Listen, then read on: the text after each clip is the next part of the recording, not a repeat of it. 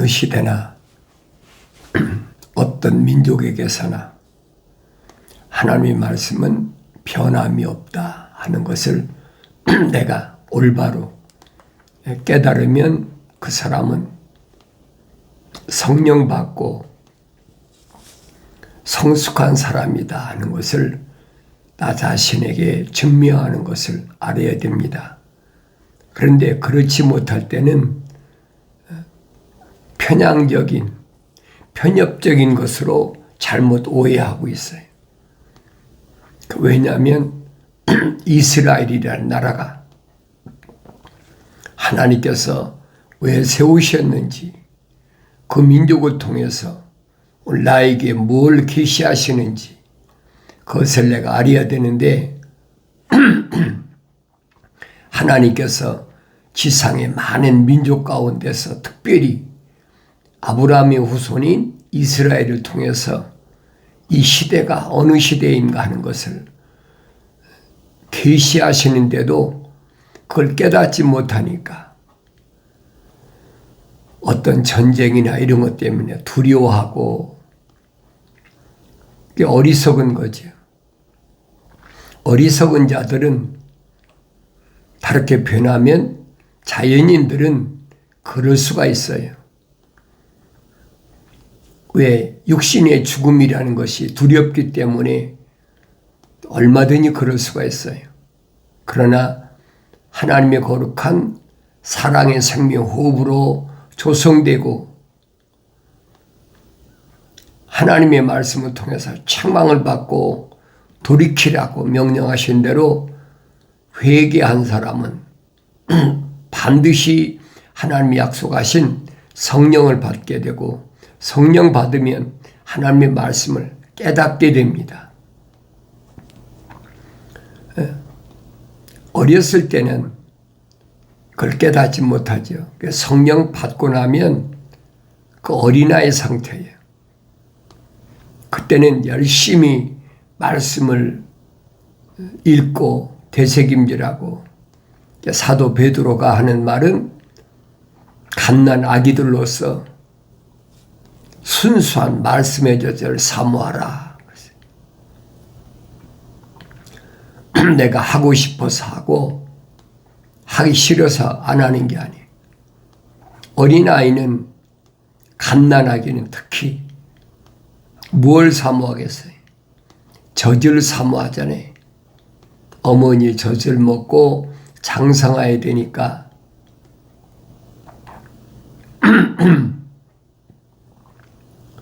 주님이 베드로에게 부탁하신 말씀이 그겁니다. 네가 나를 사랑하느냐? 예, 주님 사랑합니다. 그러면 내 어린 양을 먹이라. 어린 양을 먹이라. 어린 양을 무엇으로 먹이세요? 젖으로 먹이지요. 이게 갓난아기들로서 순수한 말씀의 젖을 사모하라고 사도 베드로가 말한 그 뜻을 알아야 돼요. 하나님의 아들이신 예수 그리스도께서 베드로에게 부탁하신 말씀이에요. 내가 주님을 사랑한다면 갓난 아기들로서 순수한 말씀의 젖을 먹이고 그들로 하여금 장성하게 자라나게 해야 되지. 사도 바울은 설명하잖아요. 내가 성장하고 장성하고 나서는 어린아이 때 일을 버려놓으라. 어린아이 때 일이 뭐예요? 성령 받고 나면 그땐 뭐 방언도 하고 예언도 하고 갖가지 은사가 나타나잖아요. 성장하면 이제는 방언이나 예언이나 이런 것보다는 하나님의 거룩한 뜻을 정확하게, 그 어렸을 때 일이야 그게.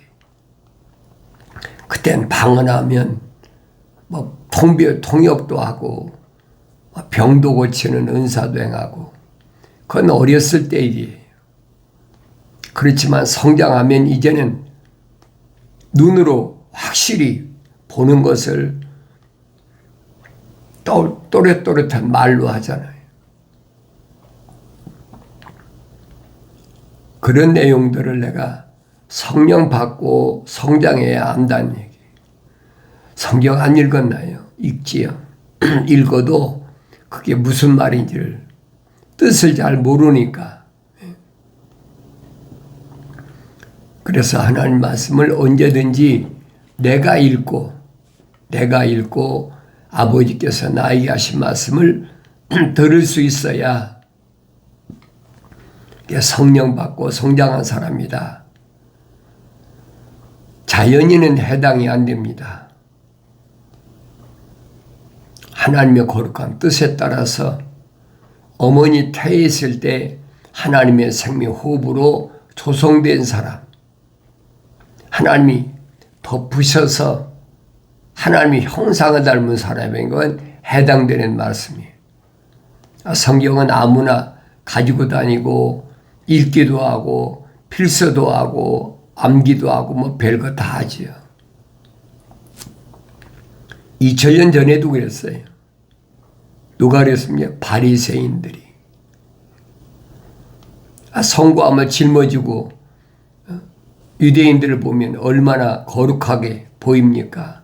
그러니까 사람들이 많이 다니는 길거리에서 손을 높이 들고 거룩할지어다 거룩할지어다 하면서 사람들에게 미혹하는 거지.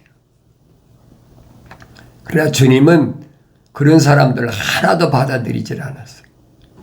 왜 그러셨을까? 유대교에서는 그래도 상위층이잖아요. 유대인 사회에서는 상위층 아닙니까?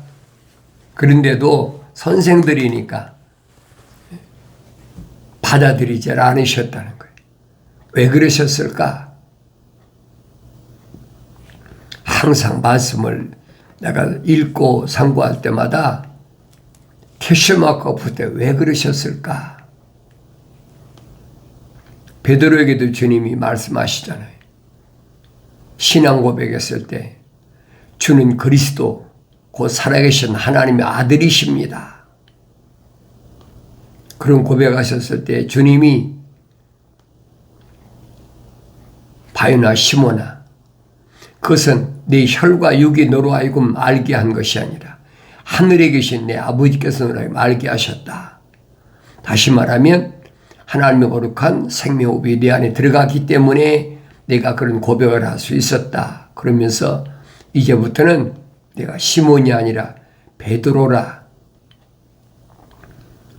베트로스 돌이란 얘기.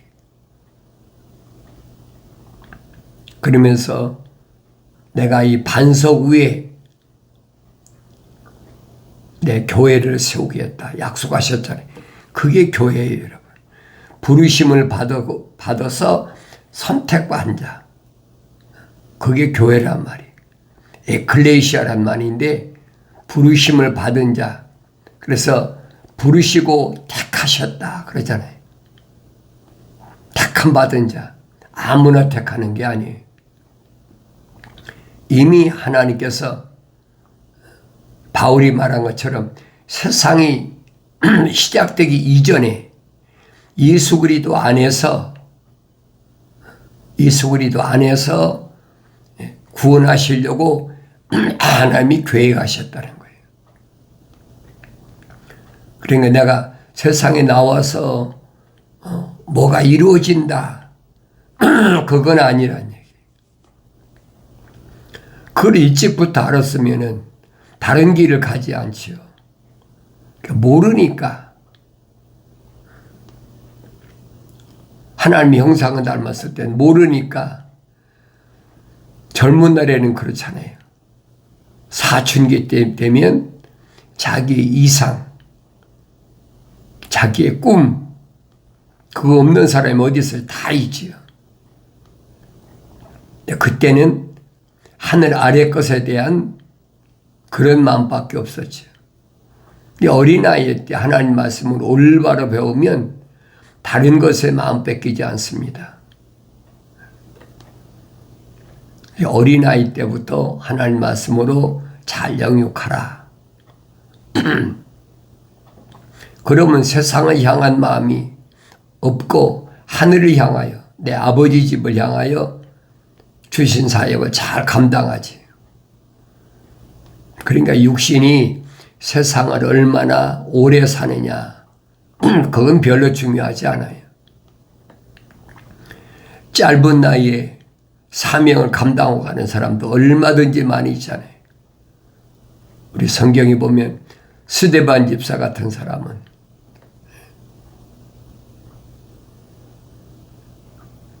예루살렘 교회에서 성령이 충만하고 지혜가 충만하고 많은 사람들에게 칭찬받을 만한 그런 7 집사 중에 하나잖아요. 그런데 그는 복음을 전하다가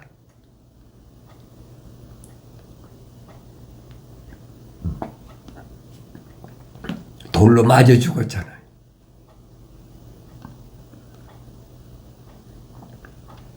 하나님의 사역은 내가 오랫동안 사역하라고 해서 계획한다고 해서 되는 것이 아니잖아요.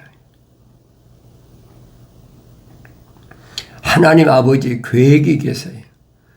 그 계획 속에 사는 사람은 내가 뭘 할까, 어떻게 할까, 그런 것 때문에 염려하고 고민할 필요가 없다는 거예요. 왜 하나님 아버지께서 다 계획해 놓으셨으니까 나는 그 계획에 순종하고 따라가기만 하면 돼. 하나님의 거룩한 뜻에 따라서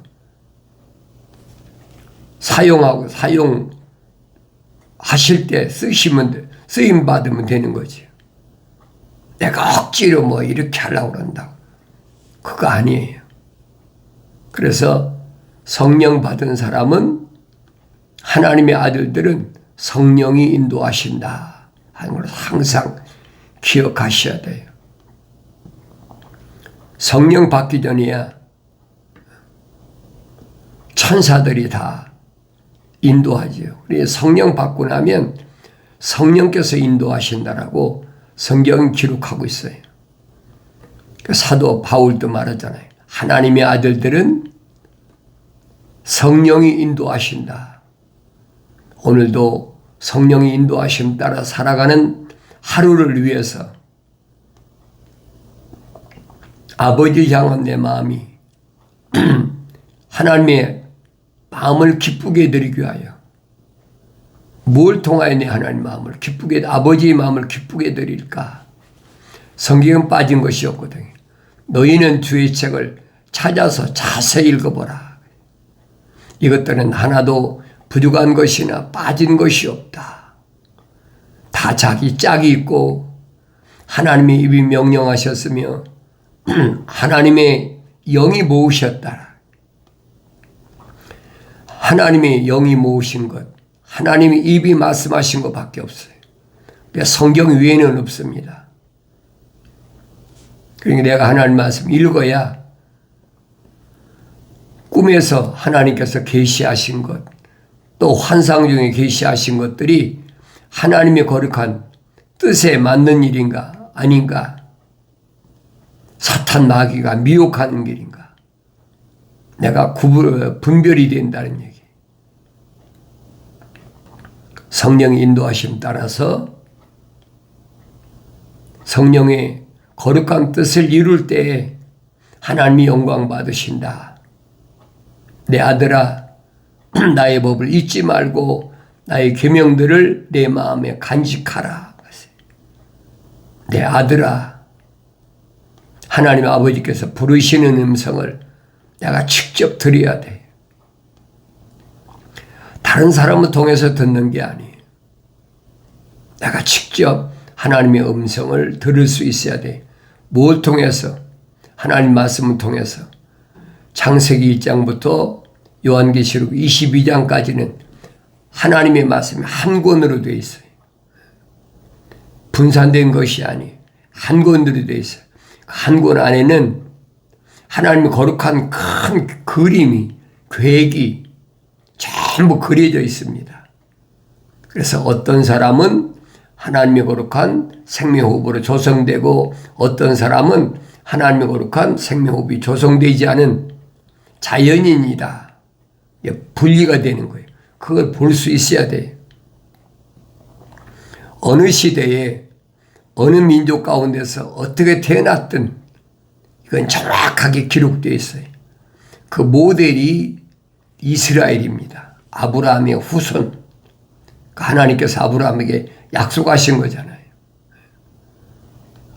아무나 내가 하나님의 아들이 되고 싶다고 되는 것이 아니에요. 이미 하나님께서 세상이 창조되기 이전에 예수 안에서 이미 계획해 놓으셨다는 얘기예요. 그걸 빨리 깨달아야 돼요. 그래서 요한계시록 가면 그런 하나님의 생명으로 조성된 사람들을 마지막 돌이켜서 성령 받기 하기 위하여 모든 전쟁도 일시 중단시켜 놓고 요한계시록 7장 보세요. 전쟁도 중단시켜 놓고 요한계시록 9장 보면은 다섯째 나팔 불 때 마지막 기회를 주시잖아요. 땅을 열어서 구렁이에 있는 메뚜기들을 끌어올린다 그랬어요. 메뚜기들을 끌어올린다. 왜 끌어올려요? 목적은 하나예요. 하나님의 거룩한 생명의 호흡으로 조성된 사람들을 빨리 돌이켜서 마지막에 왔으니까 회개하고 돌이키라. 다섯째 천사가 나팔을 불 때 내가 보니 하늘에서 별 하나가 땅에 떨어지는데 그가 끝없이 깊은 구렁이 열쇠를 받더라 그랬어요. 땅에 깊은 구렁이, 그가 끝없이 깊은 구렁이를 여니 그 큰 영광도 연기 같은 연기가 구렁에서 올라오는데 해와 공기가 그 구렁이 연기로 말미암아 어두워지더라. 그 연기에서 메뚜기들이 땅 위로 나왔는데 땅의 전갈들이 지닌 권세와 같은 권세를 받더라 그랬어요. 땅의 전갈, 스코핀. 전갈 꼬리에 보면 독침이 달렸잖아요. 우리나라는 뭐 전갈 같은 게 잘 없지요. 더운 지방이 있으니까 중동 지방이 많이 있어요.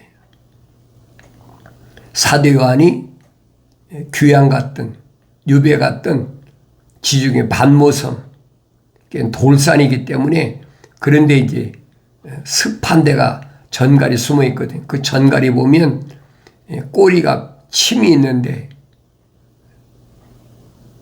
그 침에는 독이 있단 말이에요.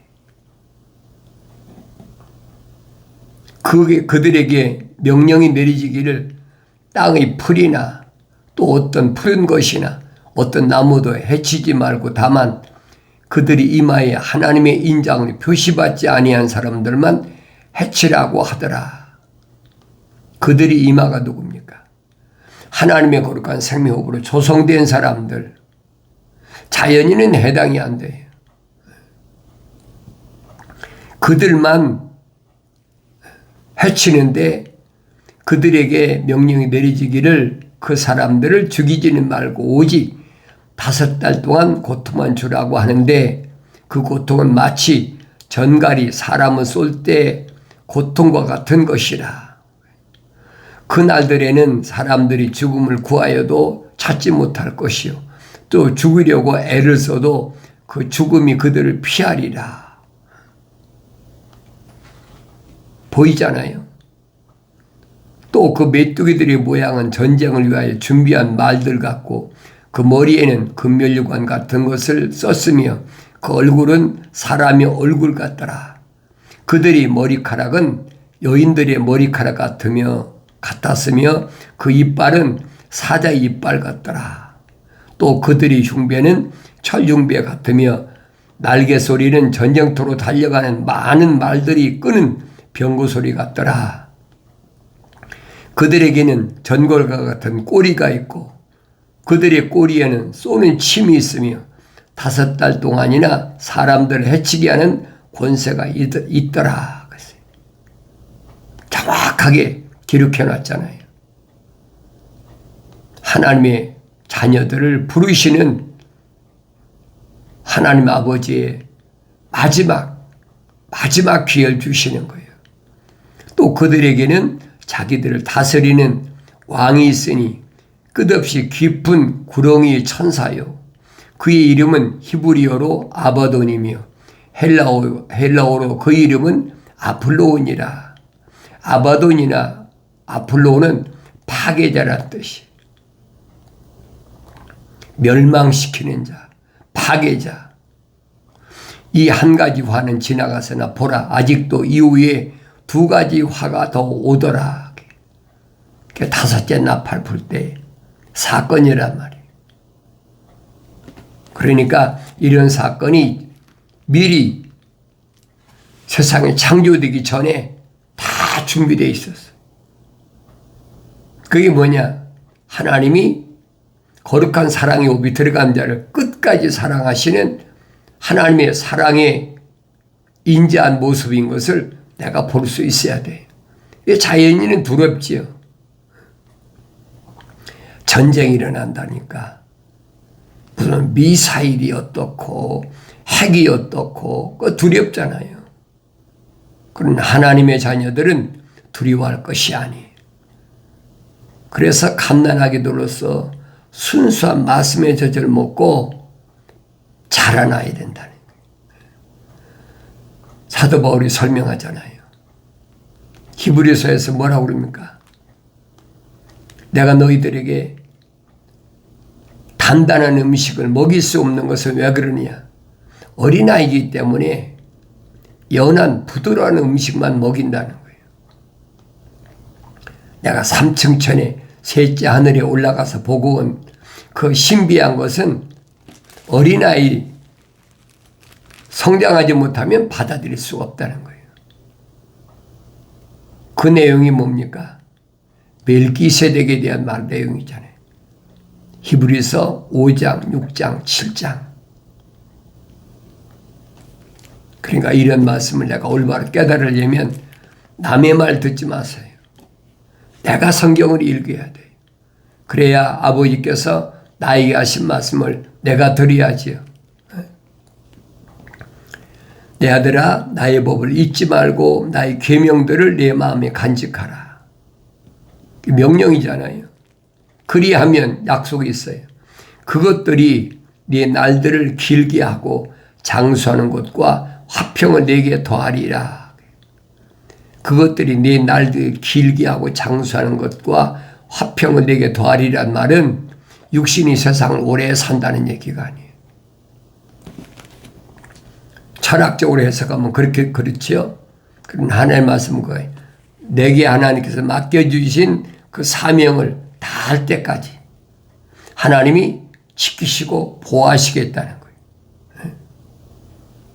마치 요백에 울대를 쳐주듯이 포도원에 울대를 치듯이 기억하시라는 얘기예요.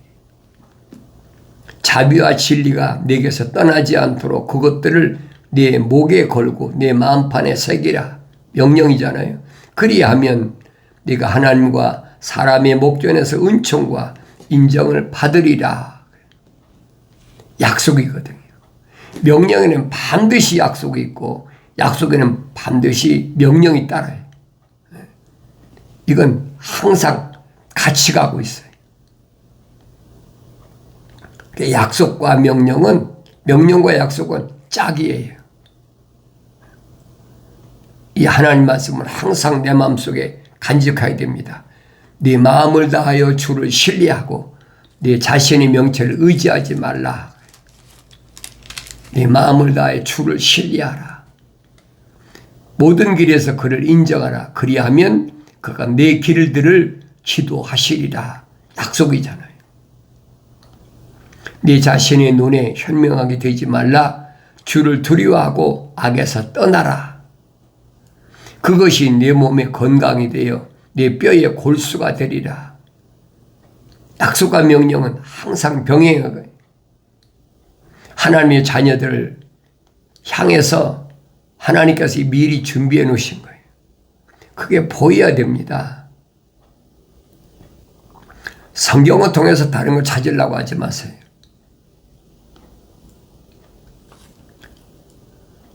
네 재물과 네 모든 소산물의 첫 열매들로 주를 공경하라. 그리하면 네 창고가 가득 차고 네 포도즙들에서 새 포도주가 넘치리라.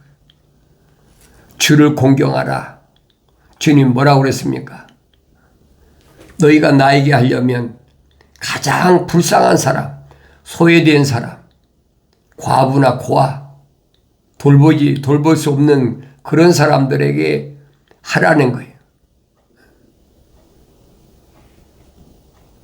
이런 말을 담하게 빙자해가지고 하나님께 11조를 드려라. 감사헌금 드려라. 주일날 예배 올 때 미국은 주급받잖아요. 그러니까 일주일 동안 버는 것에 대해서 드려라. 그 기독교 안에 여러분 잘 아세요. 이미 유대교에서도 이사야 선지자를 통해서 하나님 명령하시잖아요. 누가 내 앞에 나올 때 헛된 재물을 가져오라고 하더냐. 내가 지기에 곤비했느니라.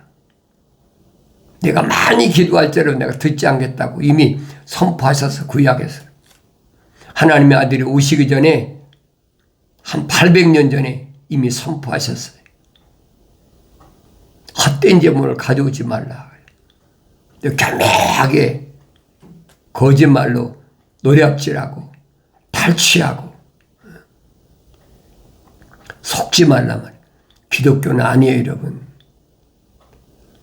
그 내가 성령 받아야 하는 거예요. 불쌍한 사람을 도우면 내 창고가 가득 차고 내 포도즙 들에서 새 포도주가 넘치리라 약속이시거든요. 불쌍한 사람, 소외된 사람, 그런 사람을 위해서 내 호주머니를 열고 지갑을 열고 그런 마음을 가진 사람이 성령 받고 성숙한 사람이에요. 내 아들아, 주의 징계를 멸시하지 말고 그의 나무라심을 싫어하지 말라. 하나님은 사랑하는 신자를 징계하시고 나무라신다. 이는 주께서 사랑하시는 자를 꾸짖으시기를 마치 아버지가 기뻐하는 아들에게 하는 것 같이 하심이라. 그래서 요한계시록 가문에 내가 사랑하는 자마다 책망하고 징계하노니 그랬죠? 요한계시록에 기록된 말씀들은 구약의 선지자들을 통하여 다 예언된 말씀이에요. 그게 총집합체, 쉽게 말하면 따로 떨어진 것이 아니에요. 그래서 성경은 한 권이다. 기독교의 성경은 한 권이다. 하나님의 말씀도 하나요. 하나님도 한 분이시요. 하나님의 아들도 한 분이시요. 하나님의 영도 한 분이시요. 말씀도 하나예요.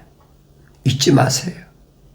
내가 하루하루 살아가는 것은 하나님의 세상이 만들어지기 전에 예수 그리스도 안에서